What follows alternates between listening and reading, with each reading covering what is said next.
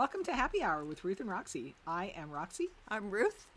And we're very happy to be here with you. We are. And what are we drinking today, Roxanne? Today I think we might be drinking the same thing that we drank last time. And it is a rosé called... Oh no, this is different. Last time we drank a different one, but this is called Pinky Blinders from Crown and Thieves. So same winery. Same company. Yeah. Same company, yeah. And Pinky Blinders is delicious. Yeah, I won't read this back to you because I thought they might have something on there. But yeah, it's a lovely rosé. It is really delicious. I really like this one. And it's here. Cheers. It's not sparkling. And it's cheers. It's not. But it's a nice summery day here. Mm-hmm. Yeah. So yes, and we're on Roxanne's back deck, and you can see the forest behind her there, and you can see the basil that we're going to use later because we're making pizza, and we'll probably take pictures, and we're going to start upping our game around what we're going to tape with food and stuff.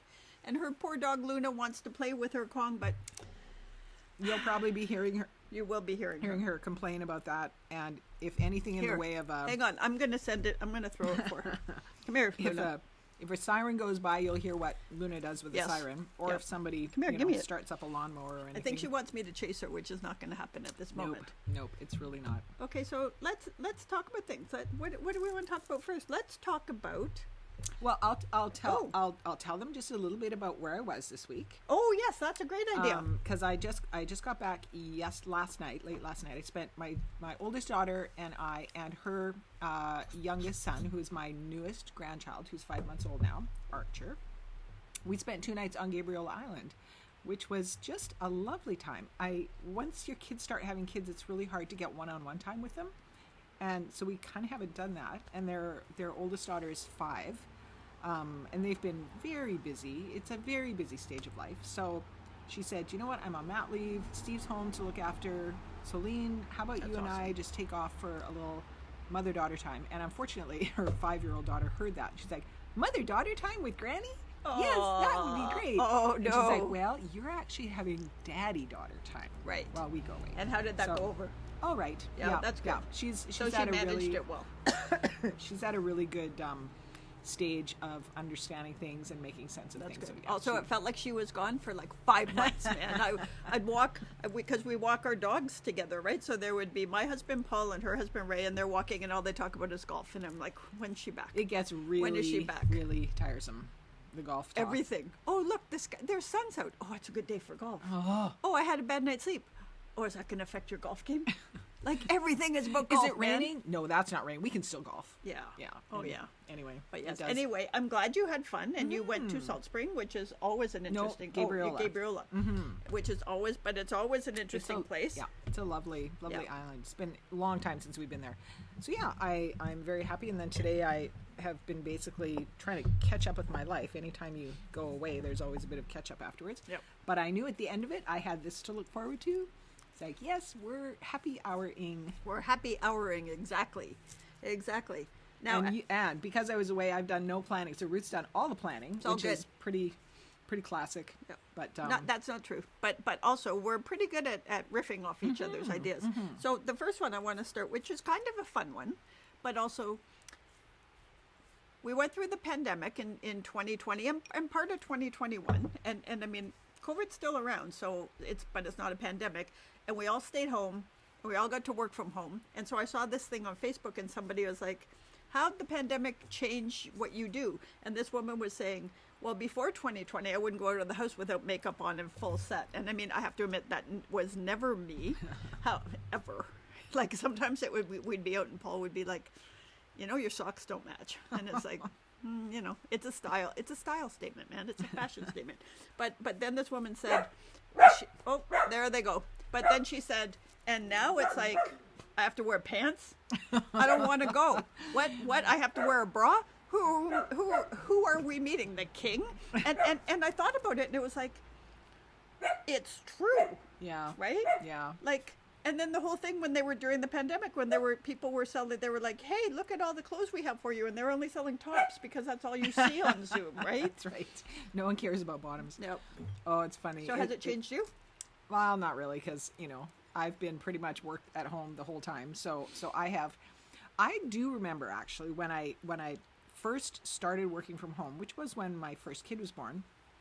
I was very determined. I'm like, I am not going to become one of those people that never puts on makeup and forgets to do her hair and she lets herself go, all these classic things. And so I was like, I don't have now, but I had nice nails. I actually wore lipstick. I don't even own lipstick. Like, it's now 35 years ago. So, But that's dedication. I was really determined. I'm like, okay, just because I'm going to be a, primary caregiver here, I'm not going to fall into some kind of so I fell into a different kind of stereotype, I think.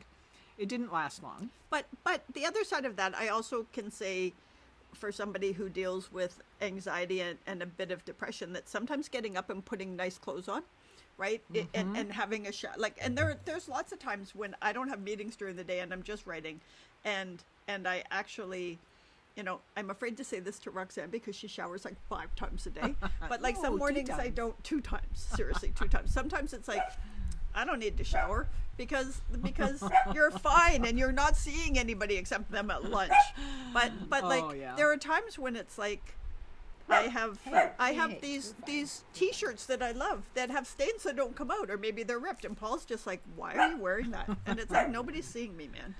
And when you love something, like when it's comfortable, I was actually looking at the jeans that I wore on the island for the hiking and the baby playing, and we brought a dog with us, so they were kind of a mess, and I was like, yeah, these ones, I might need to look at replacing these yet, but they don't have holes in them yet.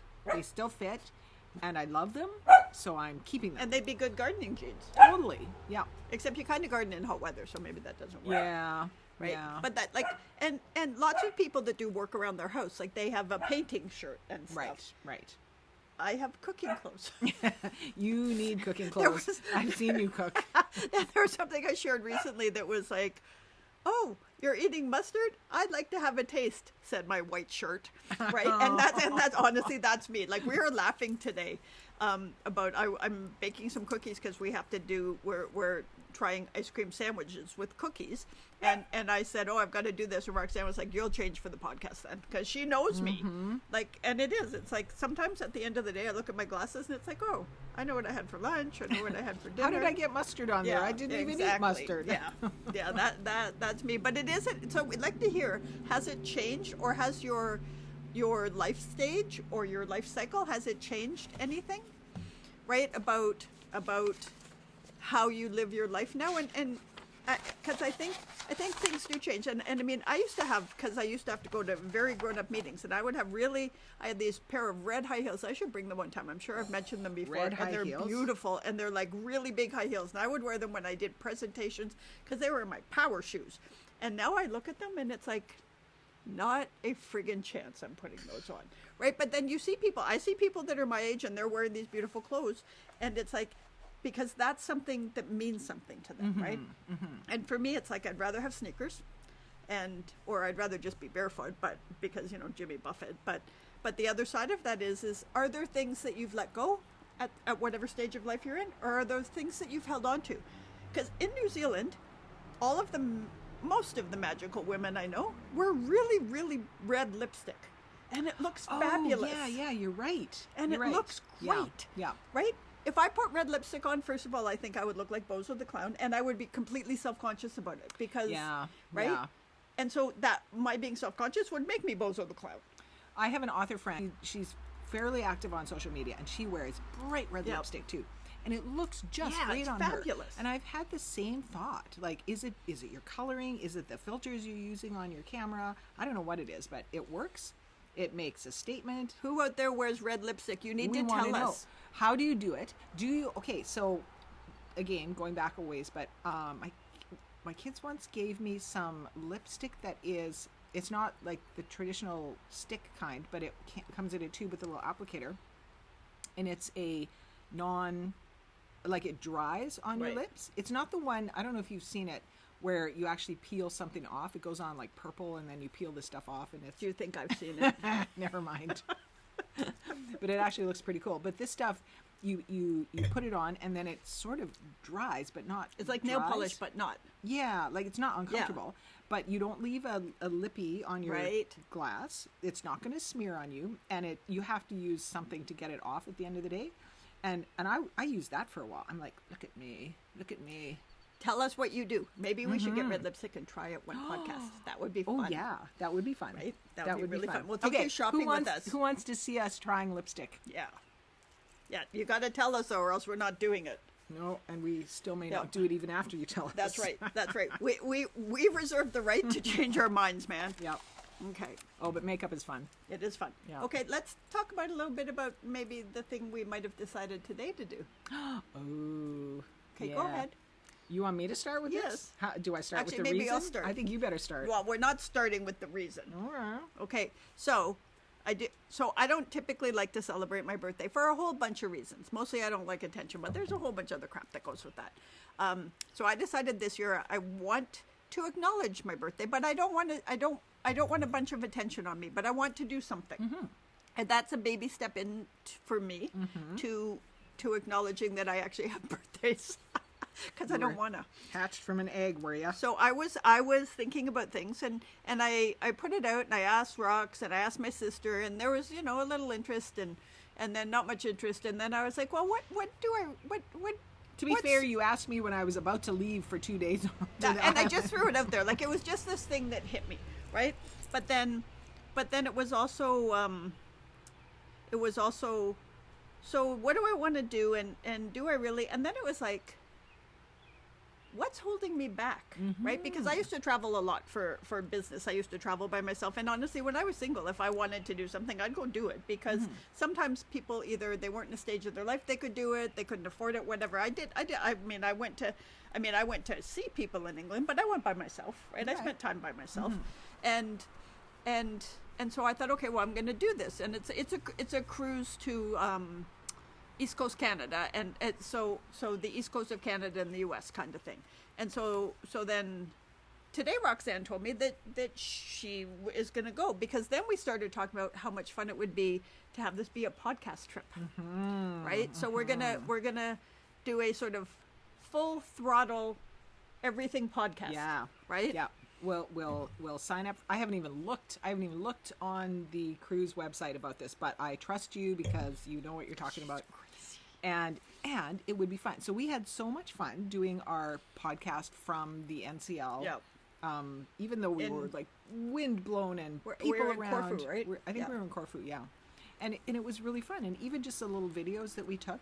And I think you guys really enjoyed it too. And it would be really fun to do a dedicated podcast cruise where we kind of bring you guys along. Yeah. And we do these. And we could do little updates along. We'll do some live stuff. But the other thing is, that kind of leads into, we've been talking about, we're coming up. So we've been talking about this podcast for 2 years. We've been doing things around it for close to a year now. Not necessarily, I don't think it was till October where we put it up. But we started doing the website and took photos for it and stuff starting in, it was probably in July where we got serious and got the website and stuff. But come fall, we're going to take the summer and build it out more. But we're going to go hard come fall about expanding it because we're getting really great feedback from a small group of people. But there are people that are saying they really enjoy it, and a few people have given us notes saying it's some of the stuff we talk about, it really resonates for them and helps them either think through or give themselves some grace or look at something differently. And that's what we want. So we're going to push this. We're going to take a year and we're going to really push this to build a bigger community. Maybe so we can look at how this could be something bigger where we could actually do things where people could get together and stuff. So but this is kind of a taste test because travel is part of it. Yeah. Because for people who do travel, this is a nice way for them to see places and think maybe they'd like to go there. But for those who aren't able to travel or don't want to travel for whatever reason, it will also give them a little experience that feels intimate, right? But it's I'm really excited about it because it's going to be just after my birthday, but also this will be the first trip. We've done trips alone, smaller trips, but this will be the first podcast trip, right? Like dedicated podcast. Yeah. So that's exciting. Exactly. It's kind of a big deal. It made me think about like the traveling alone thing is interesting. I've done a few trips, mostly business related conferences, book stuff, Yep. by myself, and I'm pretty fine with that. But I had to learn that, and how I learned it was, the idea of, like, some people can go to a restaurant and eat by themselves and have no problem, and other people are like, I'm not going by myself. Like, that's Yeah. weird, right? And to me, travel feels a little bit the same way.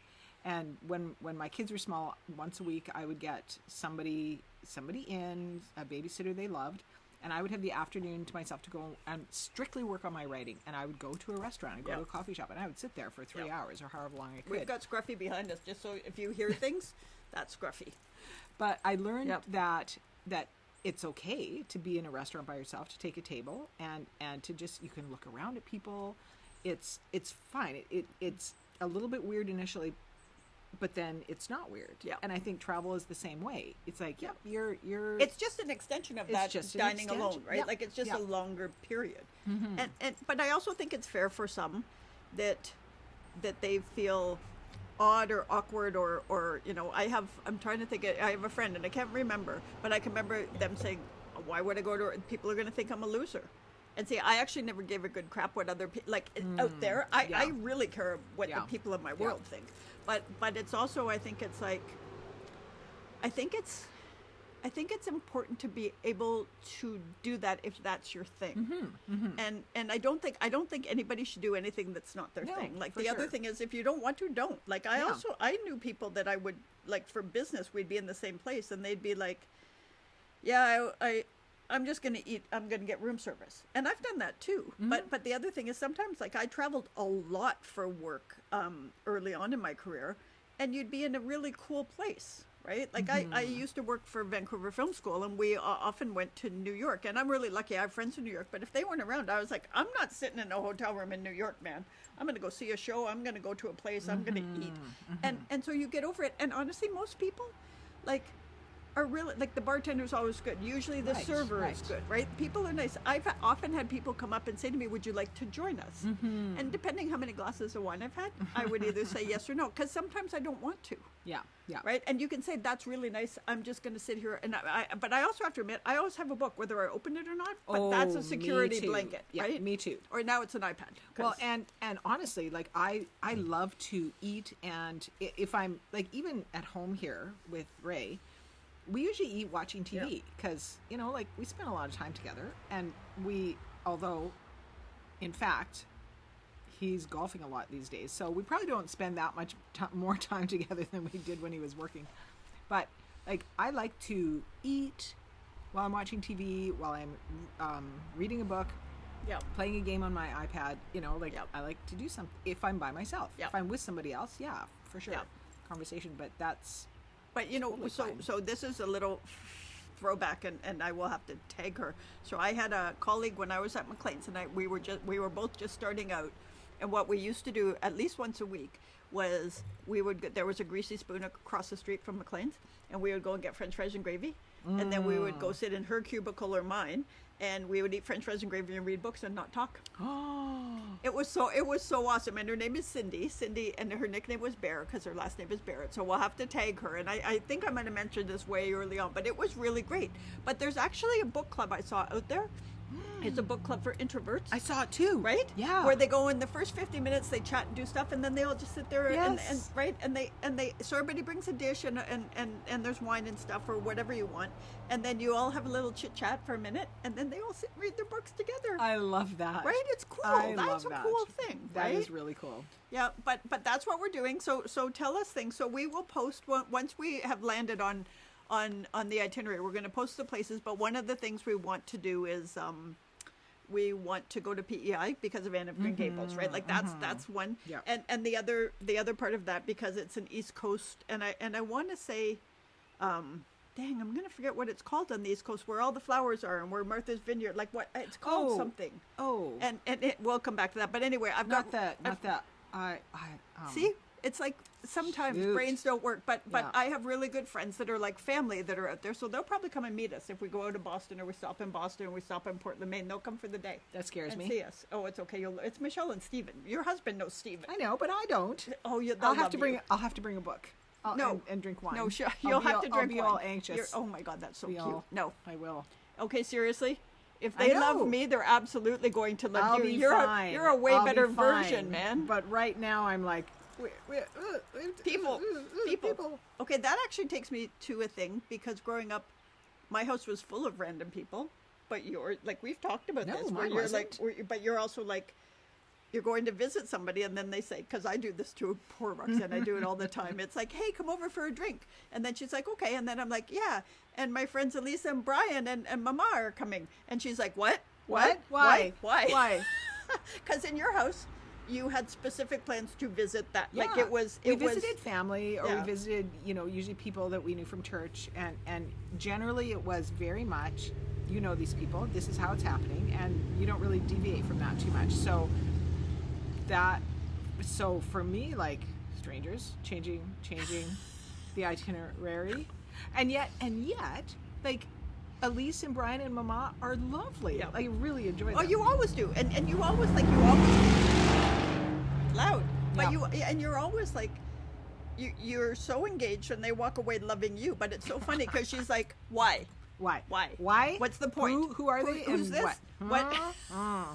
Although I have to say that as an introvert, if going somewhere and then all of a sudden, and I've had this happen where it's like somebody's like, oh, by the way, 7 other people are coming, and it's like, oh, okay, and then I hang up the phone. It's like, I'm not going.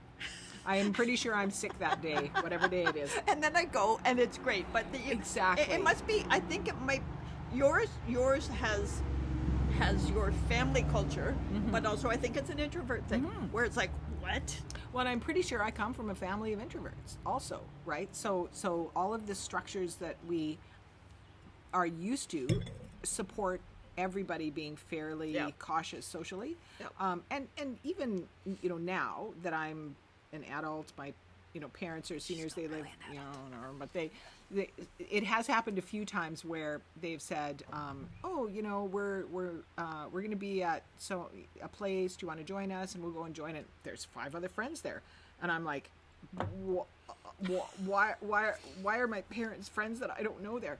And yet we end up visiting and we have a great time. So I understand it is my little But craze. it is mine too. But the other side of that, I think it's worth acknowledging when you are introverted type. I'm going to move this out of the camera range so people don't see that I'm the only one that needs a refill. But I think when you're introverted, that's a reaction, and I think it's okay when you acknowledge that that's your, like, my first reaction to most things is no, I'm not doing that. Yep. Right? And then it sinks in, and then I move forward, and it's all okay. But my first reaction, because my baseline is fear. Yeah. Right? Yeah. And so I have learned to overcome that baseline, but my initial reaction, and I'm working hard these days not even to verbalize the initial no, because it's not good for my brain to hear it either. Yeah. Right? Yeah. But it is an interesting thing, and it's okay. It's okay to accept that that's the way you react to things. Yeah. Like the other thing, that there's lots of people that are extroverts, and they're like, woohoo, let's go. And I can't say I admire it, but I appreciate it, because admiring it would mean I want to be that, Right, and I'm never right. going to be that. No. Like, that's just not. But it is an interesting thing, right? Like, but it kind of goes into one of the things I want to talk a little bit about is feeling overwhelmed. So I saw something on MSNBC today, and Let's just briefly back okay. up, because you made me think about something. Okay. You've talked before about the observer status. right. Right? And about how it's really important for us sometimes to step back from Right. whatever situation we're in Yep. and observe what's actually going around as objectively as we can. And that to me has been a really helpful thing to think about, Yep. because I react that way too. I'm usually change? No, this is my routine. I get up, I do this. No, don't. And even something as simple and I delightful have a dog. as Just say this, it. I have a dog. as this, I have a these dog. couple of days Oh my on the God, island. she's got her hair in my mouth. Oh yeah. Hi. With my daughter, who I love, and my grandson, who Yep. I adore. Initially it was like, I'm tired. I have work to do. Like, I'm pretty sure that's the you know. And I know, and I had to step back and say, this is something I want. And that's just, and none of that has any any bearing on how much you love them, because I know Of how much you course. love them. But it's the different. Change. I like my bed. I like my blankets. I like my shower. I like my comfy, cozy, everything around me. I like my life. Don't want to change it. And yet, I get bored. And yet, I don't see my kids enough. And yet, and there's you're things- excited once you Yes. decide. So what I've learned, and I learned, this is something my sister taught me, was you have to understand when you're putting something forward to someone what their how they take it in. I'm a hit and run person, so you like what I need. Yeah, you are. But also I think you are too. Like you have to go, hey, I'm thinking about this, blah blah blah, and that's what people need to say to me. Hey, what do you think about this, blah blah blah? But we'll talk about it tomorrow, so I get time to absorb it. Time. That's Right? that's the critical piece right Yeah. there. Is, and I know this very much about myself. And I yet some people need it, right? Where they want to get into it right there. Oh yeah, Right? that So if- doesn't work for me. No, and if how you take it in like us, hit Yeah. and run, Yeah. it's hard to ask somebody when they're like, okay, let's talk about it now. And it's like, No. No, that can't happen. I need to think. I have to process, and I have to usually process by myself, or at least overnight, Yeah. or think it in Yeah. the back of my head. Maybe it's not even deliberate thinking about Right. the thing, It's- whatever it it's- is. it's It has to be unconscious back running there. around, right? Yeah, Yeah. yeah. And then I can engage. Right. But if I don't have enough time, if I am forced to make a decision in a hurry, the decision is almost always no. yep, It takes me a while to come to yes, and I just know that. So that's where the observer stands Right. No, back right. and says, okay, here's a thing that's Yeah. happening. Just like get out of your own way and set the fear aside and realize that, you know what, you can sleep in another mattress. And on another you mattress actually and be want to. fine. And I want right. to. So the other thing is when you think about the observer status, and that's a really important thing. Like out of all of it, is to recognize those. So observer, hero, victim, Villain? villain, right? Maybe that's Observer, it. Observer, hero, victim. Hero, victim, villain villain, makes sense. right. And then observer would be... It's observe. So, but what you have to do at that moment, which I am definitely a work in progress. I can do it when I walk away, right? To go, what was I feeling at that moment? And I can certainly do it about other people, right? They're acting like the victim. They're acting like the villain. yeah. They're acting like right. Yeah. And that's always easier. But I'm still struggling. So in a communications thing, like professionally, I can do it easily because I am the facilitator in Yeah. the room, right? Yeah. You are but- literally the observer. Yeah, You are well, literally but that's just, outside. my job is not. Although I do get heated about some things, right? Sure. So but I have to be very careful because my job is to give calm, constructive, the grown up in the room feedback because in especially issues in crisis, people are feeling stuff.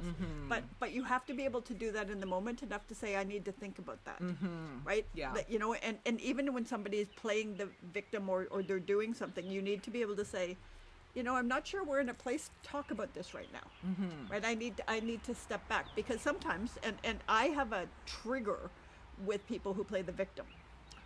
I can deal with villains, right? Right? Like I can't. You're always so mean to me, Ruth. I have such a hard time with when people are like.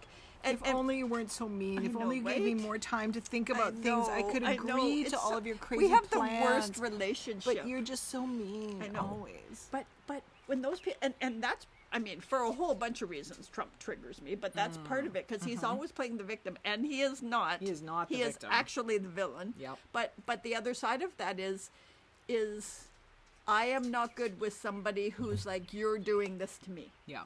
I am absolutely okay if somebody says to me, I'm feeling this way about this situation, right? Because then it's like, oh my goodness, I don't want you to feel this way. Let's talk about it. But if it's like, you're making me feel this way, Ooh. and it might be that I have done something, right? But that's not, like, for me, I'd have to be like, can't talk about it right now. I'll go away and really think about it. Yeah, But yeah. but if you come at me like that, instead Yeah. of saying, hey, we've put ourselves in a situation. Because honestly, unless you're a real bully, it takes two to get to a pretty Yeah, crappy yeah. situation, right? Like a bully is different, Yeah, right? But if you're yeah. having an issue with somebody close to you, it's never as one-sided as each of us thinks it is, right? But That's very But true. it's interesting, Yeah. right? And I think that, but it's a good point, because it's easy if you can put yourself in the role of the observer when it's about you, because it's easy to be in the role of the observer when it's hitting somebody else. For sure, yeah. It's Right. much more difficult to do it Yeah. with ourselves. My youngest daughter made an interesting comment the other day. We were talking about sort of about the same thing. We were talking about boundaries and what we talked about in our previous podcast about are people doing the best they can, right? And how that is linked, that idea of believing that other people, if you can believe that someone else is doing the best they can, it allows you to have compassion, because if you think their behavior is really terrible and this is the best they can do, it's a tragedy. Yeah. You can have compassion for that. However, you still must set boundaries.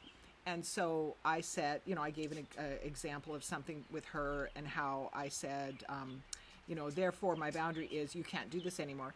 And she said, in fact, Mom, how this works is you can't control them. However, what you say is, if this happens, then I fill in the blank, right?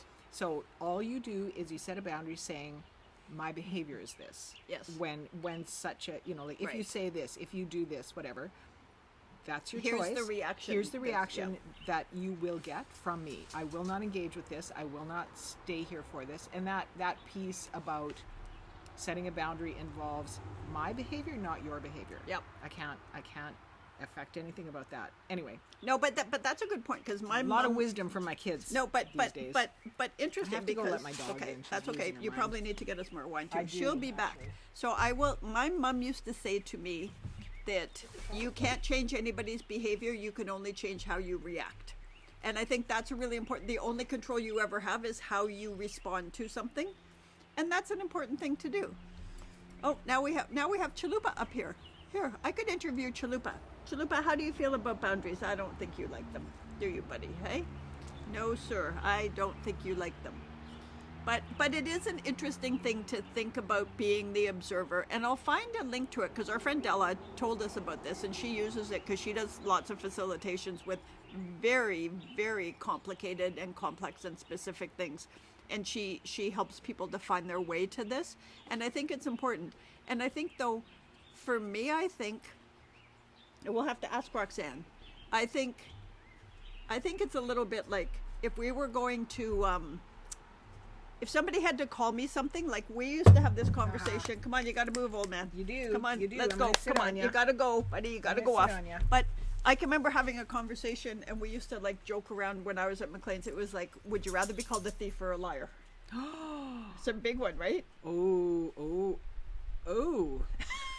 I don't. But before we talk about that, let's go back. So out of all of those, take the observer out. Would you rather be called the victim, the hero, or the victim, villain. the hero, or the villain? Oh, I right? want to be the hero. Right. But some people would want to be the villain. Really? Yeah, and some people like being the victim. So that's But interesting. do they know that they like being the victim? Do you think that people who act the Do victim... people know that do assholes know they're an asshole? Like, I don't know. No, I don't think they do. And I believe that everyone is the hero of their own story, even the villain. And I mean, from a storyteller perspective, you have to give even the villain. Yeah, and you have to motivate behavior. Because we've talked about this, right? Like about the there has to be a center of good within the context of what they see. Yes. Like Dexter. I mean, he's a terrible person. He kills people. However, he has reasons for that, and he channels And his he's managed need. it. He's managed it, yeah, into a way that works. So every villain still is the Right. hero of his own story. Yeah. Okay, thief or liar. God almighty. That's a bad one, right? Okay, we're gonna leave this because Thief or liar? Roxanne needs to think about this. Do I take things from Maybe other this people is- that don't maybe- belong to me, or do I tell... I have a problem with lying, so I guess I have to say thief. I think I gotta say thief too, because liar is bad. I don't like that. I mean, we all lie. We all lie within. Like, are you talking about social white lies? Yeah, social white lies we tell ourselves. Oh God, I got plenty of lies I tell myself. We all do. So, but does that make you a liar? No, I'm talking about a liar. like You are somebody who Trump is a compulsively liar. Oh yeah, okay. Okay, so you lie. but you lie, but also like you lie to for your benefit personal yourself. gain. Yeah, right. yeah. You like we're not talking about like if we were out somewhere, and I caught a glance of myself in a mirror, and whatever I had on was not working the way you working. wanted it to. And I said to you, "Does this look okay?" And you said, "Ruth, you look great." Right? Because what are you gonna do while I'm out? All you're gonna do is make me feel bad. I wouldn't if we were in a dressing room, I would want you going, that's not yours, man. Yeah. But so those little social white lies, right, is one thing. But like somebody who lies about stuff, right, is like to me that's a betrayal of trust. And whereas, you know, if I think about a thief, and there's no reason for me to be a thief, so that would be a betrayal of trust, right? Except I if somebody said I need to get my medical records because this doctor won't give it to me, I'd steal them. Right? Like if there was an honorable reason, I think there could be honorable reasons for thievery. I'm not sure, not talking about little white lies, that there is an honorable reason for lying. Like if I knew, and this is like, if I knew a friend that their partner was having an affair, and they asked me, if I lie, I'm hurting people. Right. If I tell the truth, I'm hurting people too, though. Yeah. Well, like my therapist once told me, hurting people to hurt people is different from hurting people with the truth. Period. So sometimes you say things, and yes, they are going to hurt somebody. Sometimes you're saying things to hurt somebody. Right. That's which different. Is different. No, That's I agree. absolutely different. So you know, like sometimes you got to do stuff even though it's going to hurt someone. No, but let's switch over because this is like deep. It was a good one. She keeps pulling us into the negative. I know. I had a good one, and I think it's gone. It'll come back. Probably, maybe. It will come back. Or it was never meant to be. That's true. Okay, now I forget what I was going to go to. I think it was civility. Was it civility?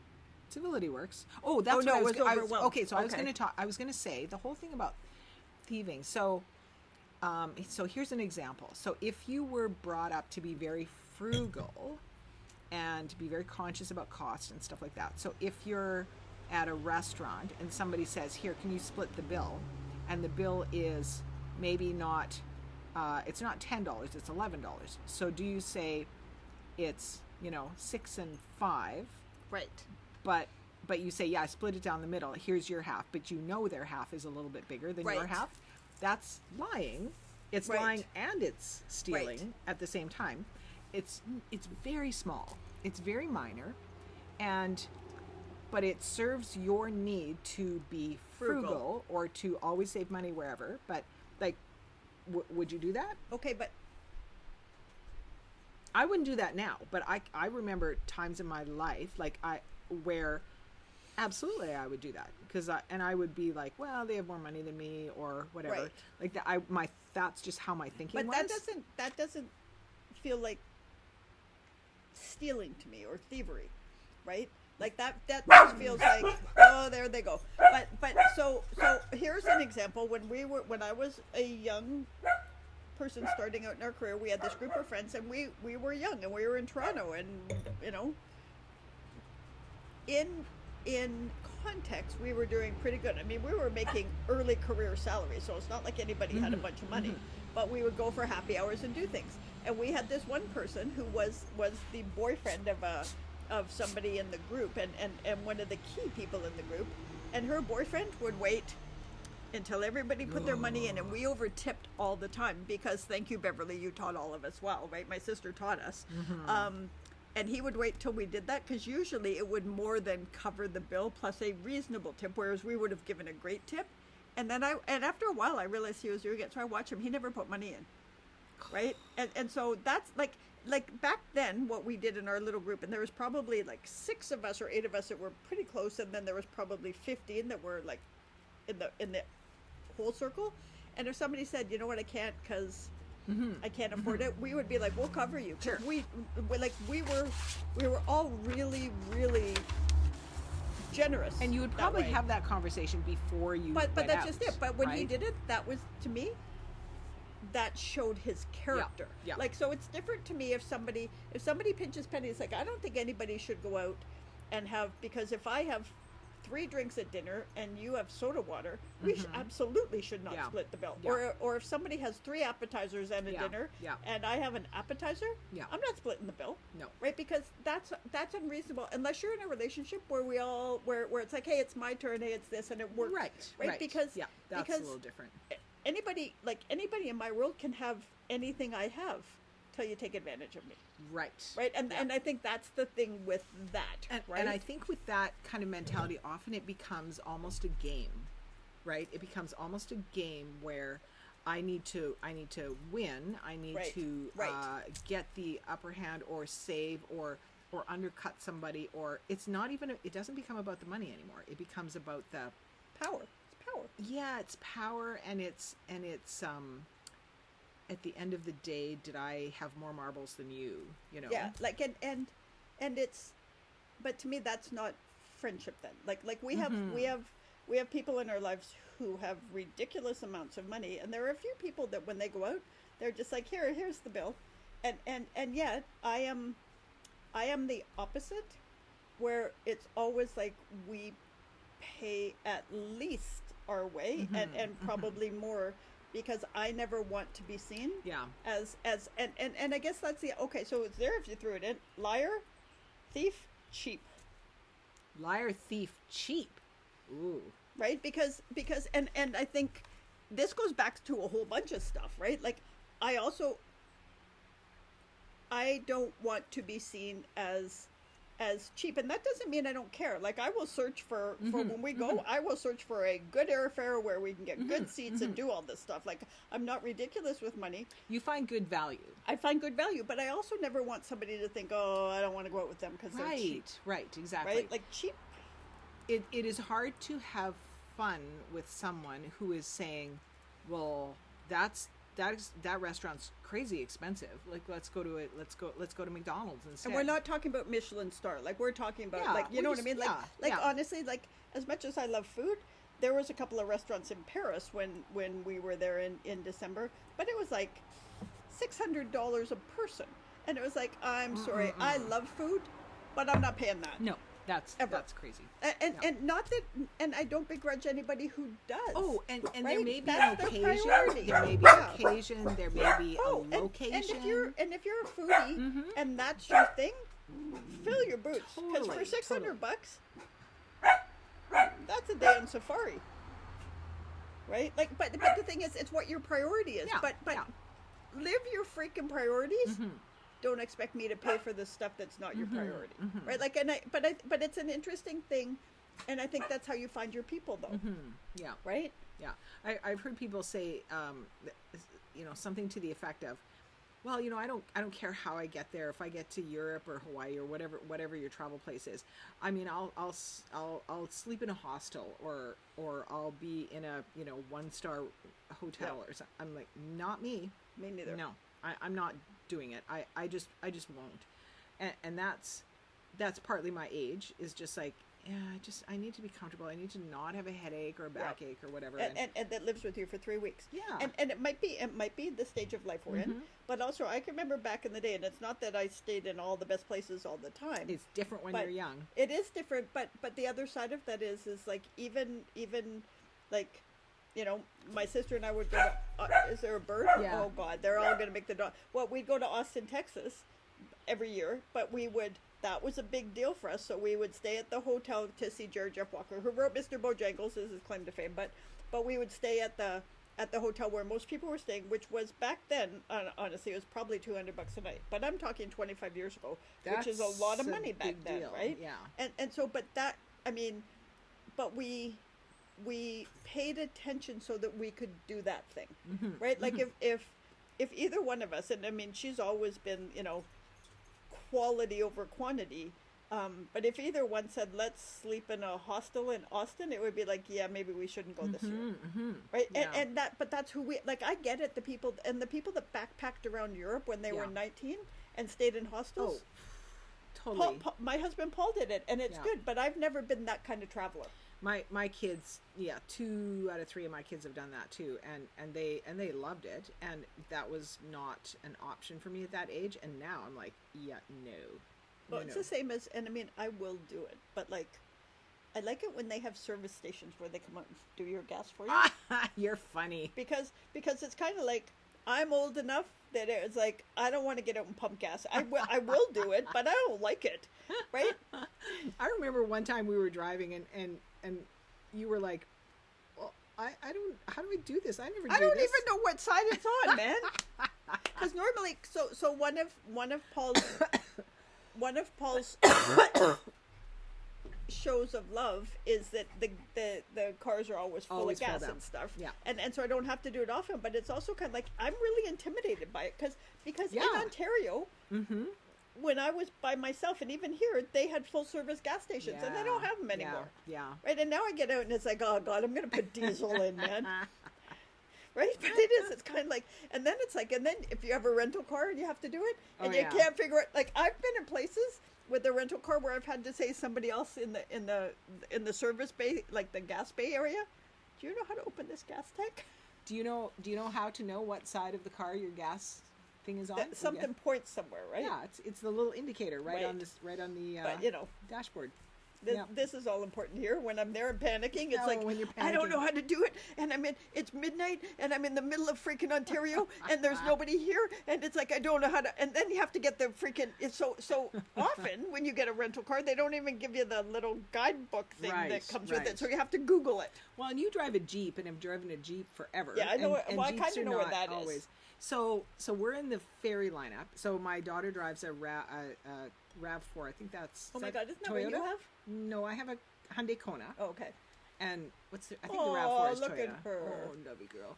And so we've got the baby, and he's just screaming, and driving onto the ferry. You don't really need a seatbelt or a car seat. You're sitting there, and then you're just driving on your parking. So he was losing his mind, and I said, okay, do you want to switch? Like, you can hold Archie in the passenger seat and nurse him or whatever, and I'll drive us on. Yep, sure, good. So we quickly do the switcheroo, and the car in front of us is about ready to go, and she drives a hybrid. And oh crap! I've never driven a hybrid before, and it's off. Obviously, it's off while we're sitting there waiting. And she starts telling me, and my car is relatively new, right? Like, it's a push button. Yeah. It's really simple, all that, and so I'm like, she says, "Well, put your foot on the brake." I'm like, "Well, it is on the brake. I'm looking for a park brake because I always use a park. Right. I mean, I have to." And I'm like, I'm looking for it. And she says, "Mom, your foot is on it. It's on it." And I'm like, I don't see it. She just push the button. And they're starting to move ahead of us. And I'm like, well, now we're in like accessory mode or auxiliary mode or whatever. Turn it off. And I realized, okay, just ignore the park brake. Just push the button and drive. That's all it is. It's super simple. But she was panicking and I was panicking. For those of you that don't live in BC that have never been on one of our ferries, the biggest freaking panic is you can't get your car to move when everybody, like, there is something about that, or you're on the ferry and your car won't start. Or you're on the ferry as a person who's gone upstairs to sit and watch the stuff go by, and then it's like, please return to your vehicle, and you're like, I don't know where it is. What deck am I on? Deck 1, deck 2, deck 3, deck 4. And there is a panic situation. And gate 1, gate 2, gate 3, gate 4, on deck 1. There's so many options. I lived on the Sunshine Coast for 10 years. So you think, and I went into Vancouver at least 2 times a week, often 5 times a week, right? Like, I went in. So you think I'd be used to the ferry?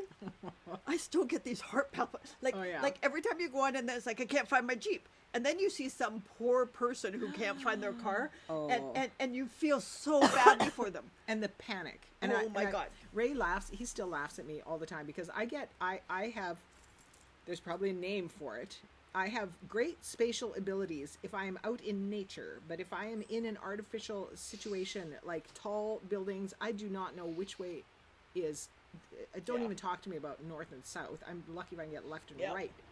And I get on a ferry, which, okay, you know what? The thing pulls into the thing, and it going this direction, and then it pulls out, going the other way. It's backwards.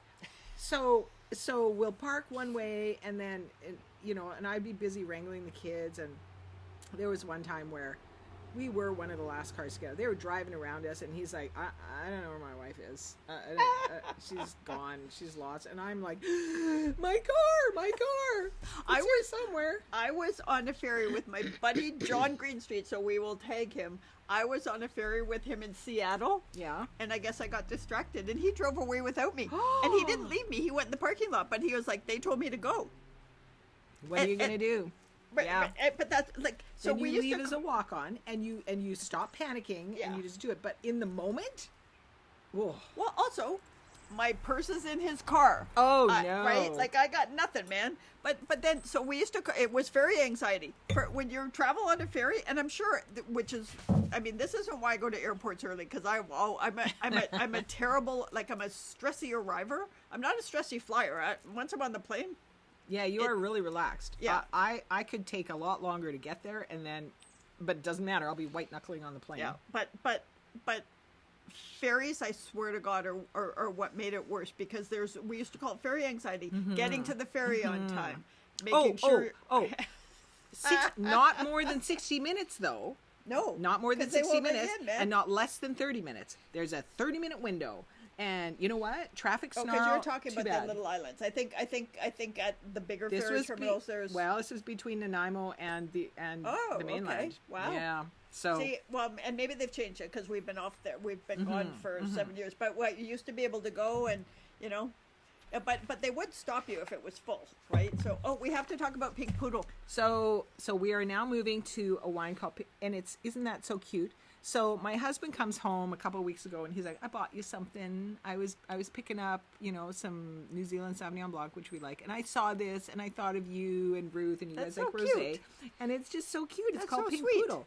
And he said it was $12, so don't have high expectations. It may taste like swill. But and we have a bottle in reserve Yes, to open. in case. But we're gonna try it. But we're gonna try let you it know. because look at that. Kind of looks like Luna. It does. It looks like Luna if I was a better groomer and also wanted to show her, which I am not let's and see. do not. But nope, this is good. I have a lovely bottle. It's upstairs in my office. It's called Roxanne the Razor. Oh, it's the wine is not to my taste. We've had this. We had this on the podcast. I thought. Did one we of your try kids buy it for you? Did we? Yeah. Yes. Yeah. Andrew and Levi bought it. Yeah. But the and bottle's cool. the bottle is so cool. The wine is not to my taste, but the bottle's so cool. That's true. This Okay. is quite sweet, I'm going to say. Okay, we'll see. Well, you take a sip first, because according to her husband, we're not supposed to sip at the same time, because then we give you dead air. Okay, so let's go in. This is fine. Taste it. Okay, you have to talk then. Okay, well, I'm going to talk and just wait for your response. It's good. It's not bad. It's fun. It's good. nice and light. Yeah, it's very light. Okay, so let's go into, so we're going to talk about feeling overwhelmed, because I think this ties into the anxiety and stuff we've been talking about. And so this morning on MSNBC, it was Mika, who's one of the hosts, and it was Jen Psaki, who is a incredibly lovely human. Not and Mika, I would like not Mika the... Mika Brez. Oh, I'm okay. gonna get her All name right. wrong, but she's Okay. but she and Jen Psaki, who is a host there, but she used to be the White House press secretary, and she was communications director under maybe Obama, but she's been around politics for a while, and it was another woman whose name I'm going to forget, but she's part of they do this whole 40 over 40 or 50 side. They do it's all about women, but they were talking about feeling overwhelmed.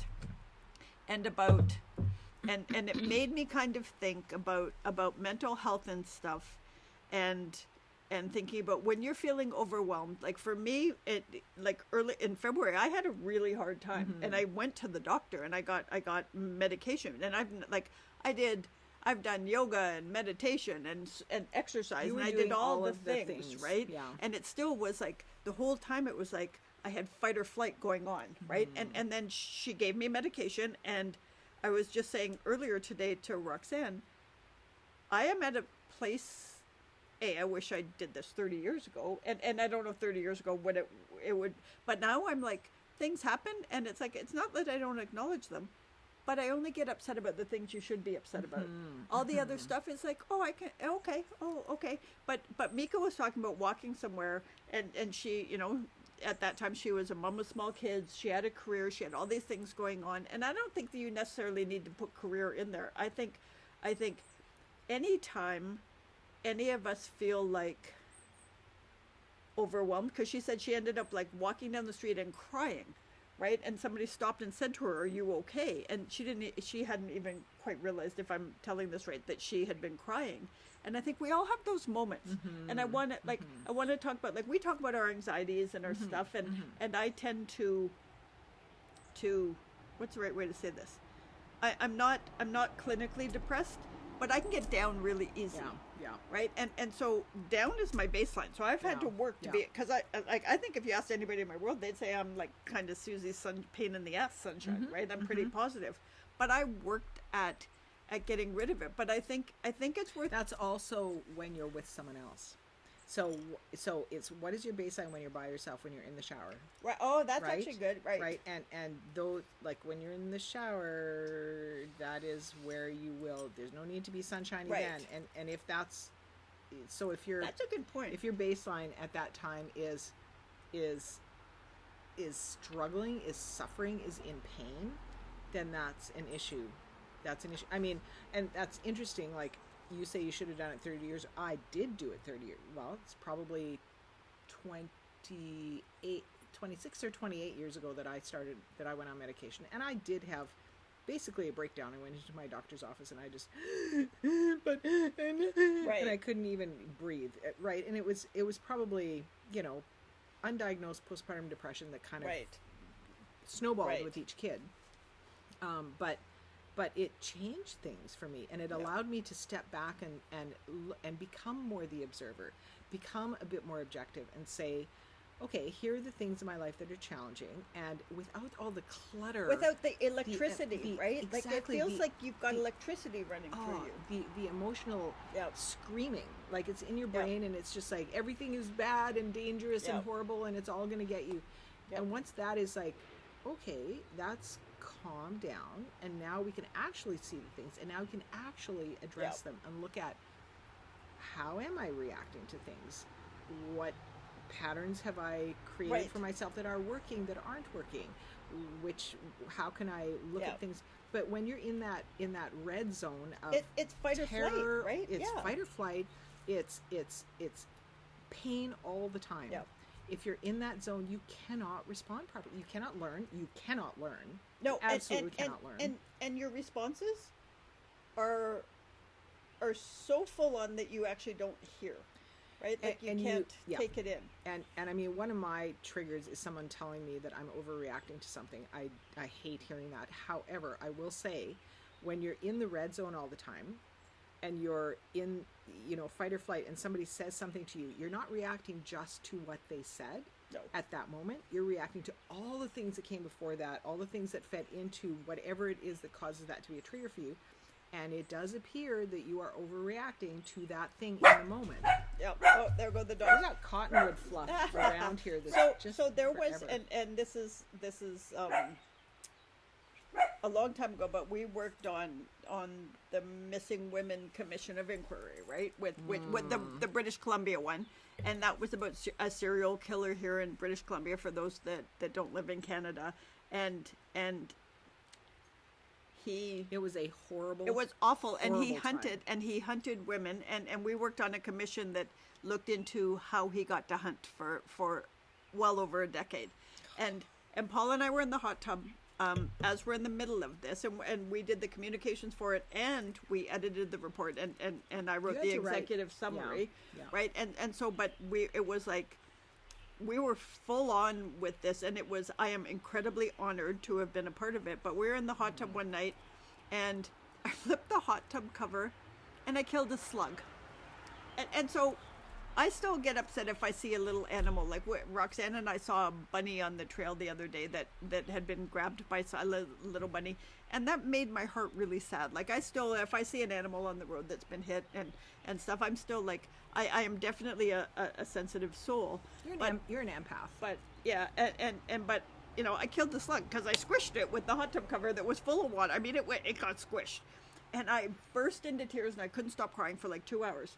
And once I was able to like actually communicate with Paul, he was like, this is not about the slug, right?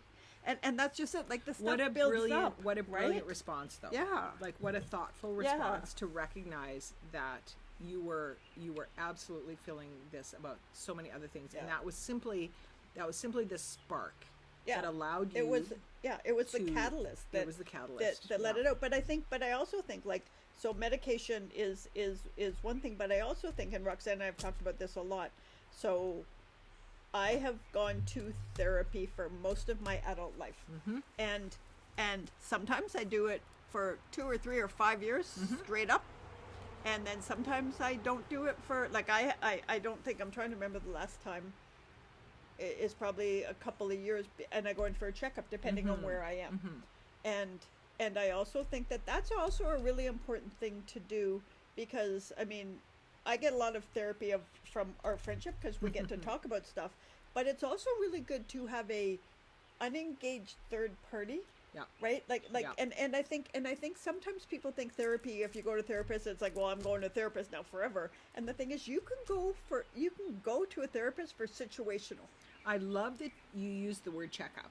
Yeah. Because we're very familiar with going for a checkup, with our medical doctor and say, oh yeah, it's time to get my cholesterol checked, my lipid profile, my whatever, all the things that we do. And, it's annual, and we're healthy. We're just going to maintain our health and try and do the best we can. And we think of our physical health that way, but we don't think of our mental health the same way. And for us, we found a family therapist that we loved early on, and we saw him during crisis points while our kids, and we had a few big things happen early on that is why we ended up finding him in the first place. We had a home invasion situation that was kind of a catalyst for a lot of this stuff, and we saw him during that phase. It was a big deal, and then things kind of settled down for a while, and it was like, okay, and then something else would come up. We would be having a business crisis or a family crisis or something. We would check in with him again. We'd update him on what's changed in our life, and now we are at a stage where, we are in a regular maintenance mode. Every 6 weeks I check in with him and I say, hey Brian, here's the latest reasons I have not killed my husband because I still love him, even though right, but you're at a change in your life too, right? Like Ray's retired, you work from home, like the world, when the world changes, you need to adjust, and sometimes you need somebody who can say, here is what typically happens at developmental stages in the life of a human being, so mentally you're in a crisis point that is very classic, right? And that's incredibly helpful to hear. Oh yeah. That you hear about the 7-year itch, the whatever, the blah blah, and to hear that other people have gone through this, that this is normal.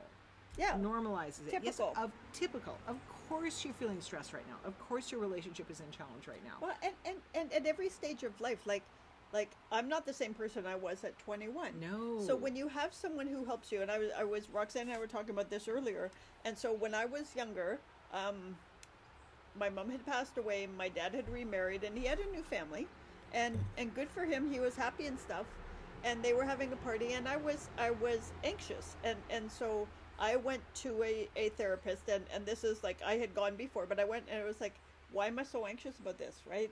I'm happy for my dad, he's happy, right? It's like, it's not my thing, but whatever, and we went through it, and she talked to me about social anxiety, which I didn't realize I had, because I was a freaking reporter back then.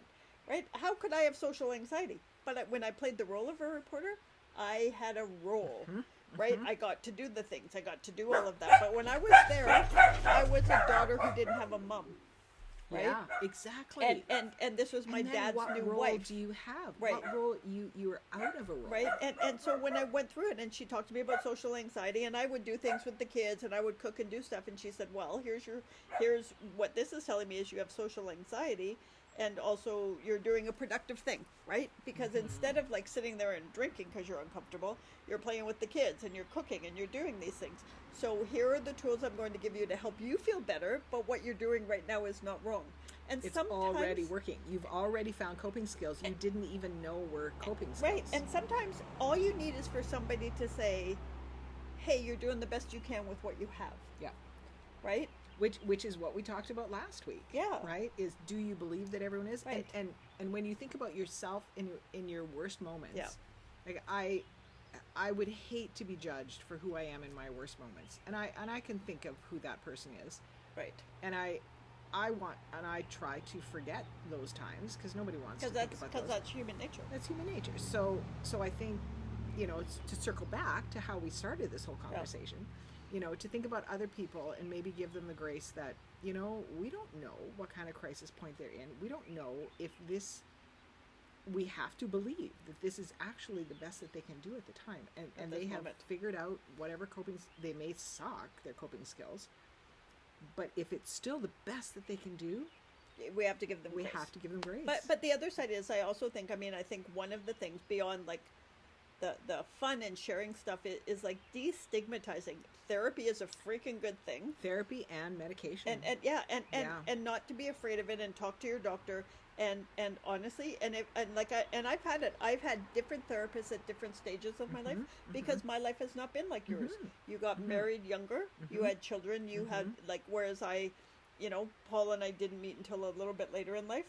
And it's like, find the thing that works for you, and it's okay, because sometimes I've gone to therapists where it was like, that was really great, and then I went back a different stage, and it was like, yeah, this is no longer for me. Totally. Right? And if it's not working at that point, then there's no... It's a very personal relationship, and you will connect with that person or not. Yeah. And maybe that person is very attuned to the stage of life that you're in, or not. Yeah. And it's okay to try out a couple of people and say, and yeah, you know what, you're gonna end up paying a little bit of money, like, for this, and totally worth it though to find the one that works. That's the thing. Like, think about the things that you spend your money on. If you want to have better mental health, better relationships, better satisfaction in your life as you move to... We only get one life. That we know of. So... Hi, you want to come up to me? Come on. Spend time to find ways to maximize Hey, hang on. your I have joy. now 2 dogs coming up. Come on, Scruffy. Come on, you can come up too. Come on, you can come up. Come on. Oh, they won't now do I that. only have one. That's not going to work. But that's, and the other thing is, Look at your glass. I know, look at, I don't know if you guys can see it, but CSI would have a freaking heyday with my glass. Yeah. CSI. But I do think the thing is, if you're feeling something, find a therapist, because honestly, even 3 sessions might change everything. And if there's a stigma, if there are people in your life that think there's a stigma, maybe you can help them see it's not.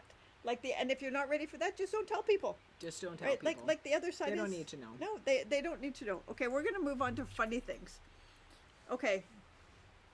So... What? That wasn't funny? So, quaff-tied, Roxanne, what do you think that means? Quaff-tied. Quaff, drinking, tied, in, out, all that. A flow. A flow. It means to drink, usually an alcoholic beverage, heartily or copiously. Am I quaff-tiding? You're quaff-tiding. Maybe we should rename the blog. Is it a verb? You're the writer, man. You tell us. I don't know. I need to know. Yep, you know. Okay, so the other thing that I have for today is pebbling.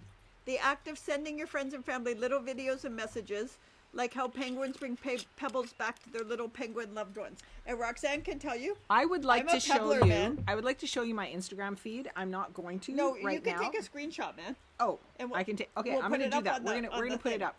You should see, because she gets up like 4 Early. hours earlier than I do every morning. So she's up and doing her MSNBC and Trump, raging against the machine, all the things. And while I'm still like listening to my book in my slumberland of happiness, She's like asleep, looking beautiful. I am really trying hard not to get up before 7:30 or 8 or sometimes 9.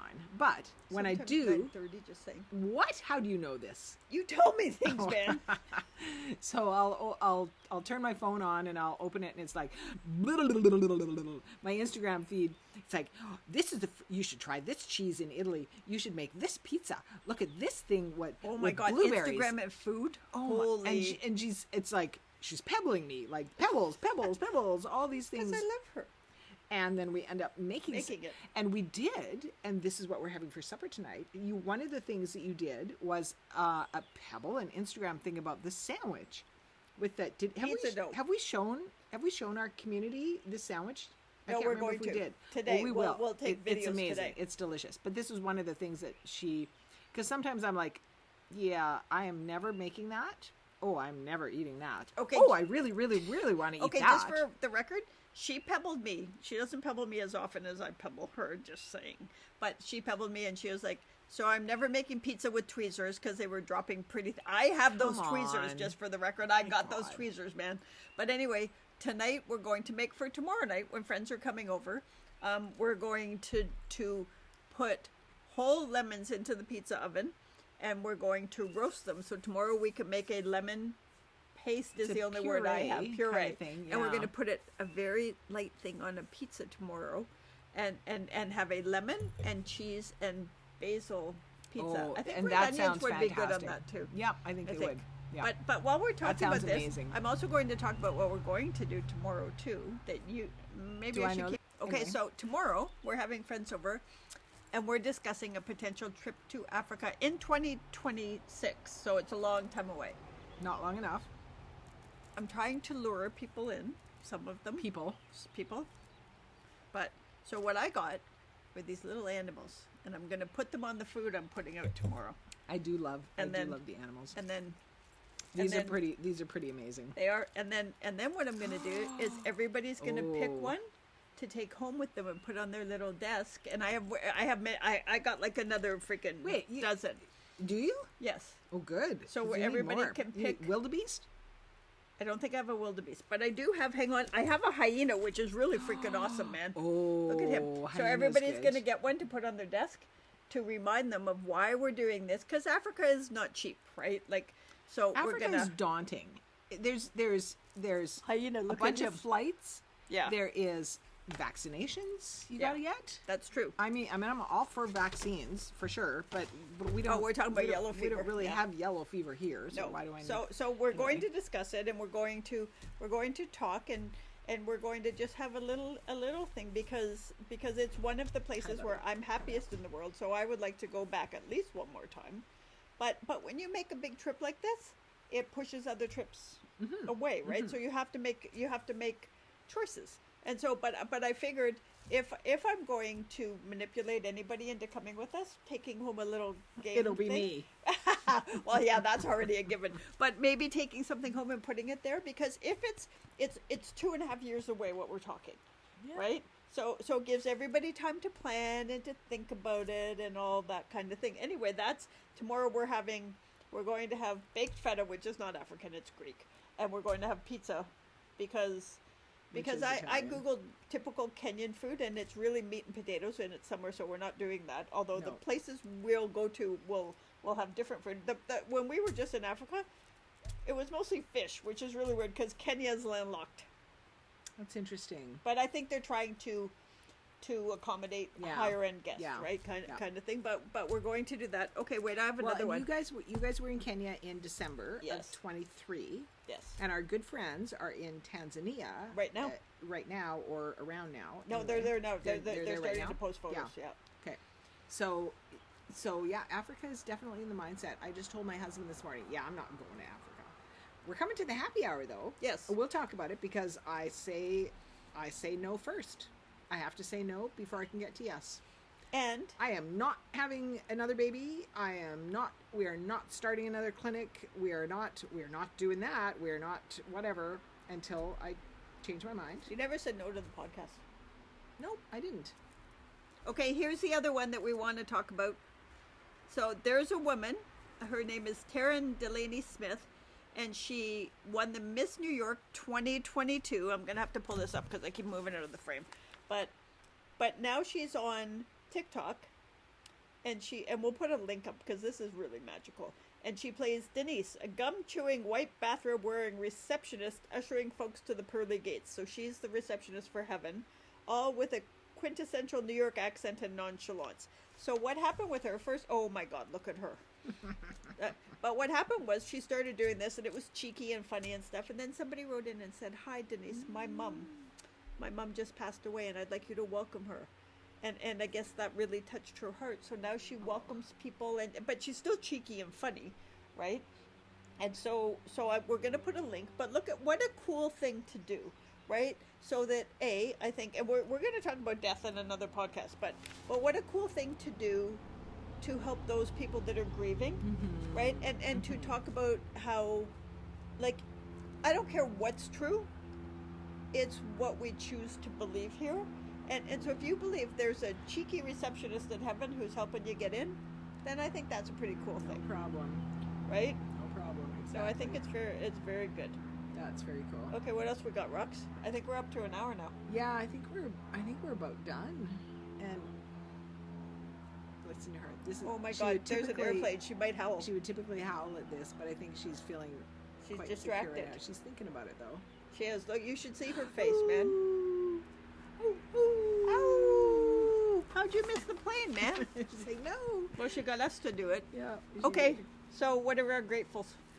Oh, our gratefuls. I am grateful for the laughter of a 5-month-old child who that's awesome. he should. I haven't seen him enough for him to know me that well, and his laugh is just That's cool. so precious. So that is So I'm grateful for that. Well, that's a hard act to follow. Holy doodle, man. It doesn't matter. Usually I'm grateful for something you're cooking. So Nope, I'm grateful you're home because it was very lonely without you. my dog just French kissed me. Okay, I'm really grateful for that. You just stuck your tongue. Normally, in my mouth. Luna puts her tongue up your nose. Okay? She can clean out your sinuses like nobody's business. This one. She's a lovely girl. Anyway, we're glad you could join us. And so, what do we want more of, Rox? We want more happy hours. What do we want less of, Ruth? We want less bullshit. Less bullshit. Yes. Have a good weekend, thanks everybody. for joining us, you guys. Okay. You guys are amazing. Bye.